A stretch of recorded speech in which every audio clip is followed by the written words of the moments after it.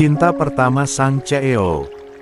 Bab 272. 2 hari ini semuanya terasa biasa saja meskipun Sarah tidur di sebelahnya. Memang, ia sempat berdebar dan itu wajar bagi seorang lelaki normal jika berada satu ruangan dengan lawan jenis.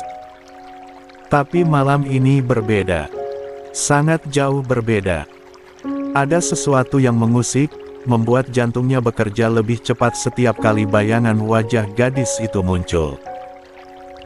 Aroma rambutnya yang wangi, suaranya yang lembut seperti seorang gadis manja, wajahnya yang manis. 10. Dengan senyum tipis, dan kulitnya yang putih bersih merata ke seluruh tubuh. Membuatnya tak dapat menahan sensasi yang muncul secara alami dari dalam tubuh. Terutama sesuatu yang tersembunyi di balik celana.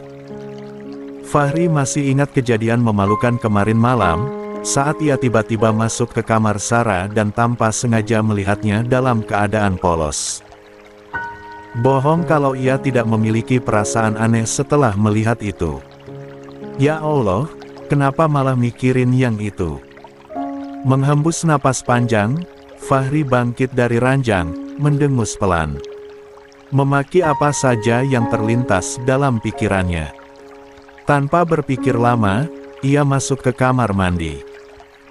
Menyambar botol sabun cair, dan mengguyur tubuhnya dengan air dingin, berusaha meredam gejolak yang bahkan ia sendiri tak mengerti sepenuhnya. Usai mandi, semua terasa lebih baik. Tidak ada lagi perasaan menggebu seperti tadi. Lelaki itu duduk di kursi menghadap jendela taman sambil memainkan ponselnya. Menikmati pemandangan yang tersaji dari jendela kamar tamu. Kemudian membuka aplikasi WhatsApp dan mencari nama Sarah. Fahri, udah tidur. Beberapa menit menunggu, barulah terlihat keterangan, sedang mengetik di layar ponselnya. Sarah, belum, Kak. Ada apa? Fahri menatap layar ponselnya beberapa detik. Tangannya ragu, tapi ia mengetik lagi. Fahri, enggak. Cuma ngecek. Sarah, ngecek apa? Fahri, ya. Ngecek kamu masih bangun atau udah tidur. Sarah, terus kalau saya udah tidur. Fahri menghela napas sambil tersenyum tipis. Gini rasanya punya istri bocil. Gak peka. Fahri, ya berarti gak dibaca, gak dibales. Sarah, oh, kenapa belum tidur, Kak? Fahri, gak apa-apa. Kamu sendiri kenapa jam segini belum tidur? Bukannya bocil gak boleh begadang, ya? Jeda beberapa detik.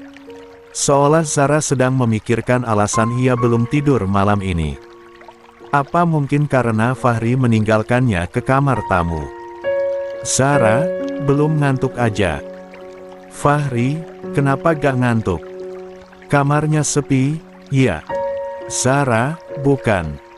Memang belum ngantuk aja. Fahri, kamu gak takut tidur sendirian, kan? Sarah, gak, Kak. Udah biasa. Fahri menatap balasan pesan Sarah dengan hembusan napas pelan. Obrolan mereka terasa sangat kaku. Fahri, kalau takut bilang aja. Taman rumah kita ini bekas kuburan tua loh. Lama tak ada balasan. Sarah mengetik, kemudian hilang, lalu mengetik lagi dan hilang. Malah Fahri yang gelisah. Sebab menunggu beberapa menit, balasan Sarah tak kunjung datang. Padahal niatnya menakuti Sarah agak memintanya kembali ke kamar. 11. Bocil Gen Z1 ini gak ada takut-takutnya. Ia bergumam pelan. Fahri menatap layar ponsel lama sekali. Namun, pesan balasan yang ia harapkan tak kunjung datang. Membuatnya meletakkan ponsel ke atas meja nakas dengan kesal. Ah, bocil. Tak kunjung mendapat balasan, ia segera bangkit menuju dapur. Langkahnya terdengar samar di tengah sunyinya malam. Niatnya hanya mau mengambil segelas air, berharap bisa sedikit meredakan rasa gerah dan gelisah. Tapi begitu melewati tangga, ia tertegun saat melihat sosok yang berdiri di 3 anak tangga terakhir. "Oma." Fahri mengerutkan kening. Wanita renta itu sedang turun perlahan sambil berpegangan pada pegangan tangga. Tatapannya langsung menyorot ke arah pintu kamar tamu yang masih setengah terbuka. "Kamu ngapain dari kamar tamu?" tanyanya, nada suaranya datar tapi penuh makna. Fahri mengusap tengkuknya yang terasa kaku. "Nggak bisa tidur di kamar. Jadi coba pindah sebentar." Oma menaikkan sebelah alisnya, menatap penuh curiga. "Nggak bisa tidur, atau nggak mau tidur di sebelah istri? Kalian marahan, atau kamu yang marahin Sarah?" "Ya Allah ya Robi. Gak boleh suzon, Oma." "Ya soalnya kamu mencurigakan." "Apanya yang mencurigakan?" Fahri berjalan menuju kulkas dan membukanya. "Lah, terus apa? Ngapain kamu tidur di kamar tamu, padahal fasilitas di kamar kamu jauh lebih baik dari kamar tamu?" "Gerah. AC kamar tamu lebih dingin." Hanya itu jawaban yang menurut Fahri paling aman untuk saat ini. Tapi, tentu saja belum cukup untuk meredam jiwa detektif Oma Rahel. "Oh, kirain. Kamu kan galak. Bisa-bisa Zara jadi kurus tinggal di rumah ini. Kalau omanya kayak gini, mana bisa dia kurus?" Oma terkekeh pelan, lalu menuruni sisa anak tangga. Fahri menuang air ke dalam gelas lalu meneguk perlahan. "Fahri, dengerin Oma. Konon katanya, kalau istri dianggurin berbulan-bulan, bisa-bisa disita negara, loh." Fahri hampir tersedak, padahal air dingin belum melewati keringkongan. 12. Oma ada-ada aja. Nggak ada undang-undang kayak gitu. Ya kan Oma cuma ngingetin. Tabungan di bank yang dianggurin 3 bulan bisa dibekukan, tanah yang dianggurin bisa disita negara. Makanya, hati-hati, kamu. Istri yang galak dijaga baik-baik bisa diambil orang. Sarah kan bukan barang, Oma, protes Fahri. "Ya sudah, terserah kamu. Jangan ngadu ke Oma kalau nanti ada apa-apa." Oma menepuk-nepuk bahu cucunya, lalu berjalan menuju tangga, meninggalkan Fahri yang kini mematung sambil memegang gelas kosong. Pesan bernada ancaman dari Oma tentang istri yang tidak dijaga dengan baik bisa diambil orang, seperti gema yang terus memantul di kepalanya. Membuatnya terbayang-bayang pada sesuatu yang belum terjadi. Alhasil, Fahri melangkah menuju kamarnya dengan segelas air di tangan. Langkahnya pelan, tapi pikirannya riuh, seperti sedang ada perang antara logika dan perasaan. "Ada-ada aja," gumamnya sambil menggeleng, mencoba menepis pikiran aneh-aneh. Tidak mungkin juga ia tergesa-gesa memulai semuanya dengan Sarah. Pernikahannya mereka terbilang sangat instan. Dari yang tidak kenal sama sekali, jadi sekamar. Tentu ada rasa canggung di antara keduanya. Bisa kaget anak orang kalau langsung diserang, pikirnya. Begitu pintu kamar dibuka, Fahri tertegun. Sarah sedang berdiri di atas sajadah, mukena putihnya jatuh menutupi tubuh mungilnya. Gerakan salatnya lembut dan tenang. Cahaya lampu temaram membuat wajahnya terlihat bersinar, bahkan tanpa riasan sedikit pun. Fahri diam. Tak bergerak dari ambang pintu, sampai akhirnya ia menutup pintu perlahan dan memilih duduk di sofa. Gelas di tangannya ia letakkan di meja. Berusaha menatap ke arah lain, tapi matanya seperti punya kehendak sendiri. Sesekali ia melirik, lalu menunduk lagi, lalu melirik lagi. "Ah, kacau. Kacau." Bibirnya terkatup rapat, tapi dalam hati berdebat sendiri. Ketika Zara rukuk dan sujud, mukena itu mengikuti setiap gerakannya dengan anggun. Ada rasa yang sulit ia jelaskan. Terlebih, saat Zara duduk tahiyat akhir, Fahri sampai menelan ludah. Jantungnya makin keras berdetak. Ia tak pernah benar-benar memperhatikan Zara dalam keadaan seperti ini sebelumnya. Dan malam ini, justru momen itu terasa berbeda. Tenang, tapi juga membuat jantungnya bekerja sedikit lebih keras. Masya Allah. Begitu Zara mengucap salam ke kanan dan kiri, ia tersadar dirinya sedang menatap terlalu lama. Ia buru-buru memalingkan wajah ke ponsel, pura-pura sibuk. Zara melipat mukenanya, lalu menoleh sekilas. Saking khusyuknya salat, ia sampai tidak menyadari keberadaan Fahri di kamar. Kak, belum tidur. 13. Belum. Kamu sendiri, kenapa belum tidur? Tadinya gak bisa tidur. Makanya salat dulu. Oh. Jawab Fahri, mencoba terdengar santai, padahal telapak tangan sudah dingin.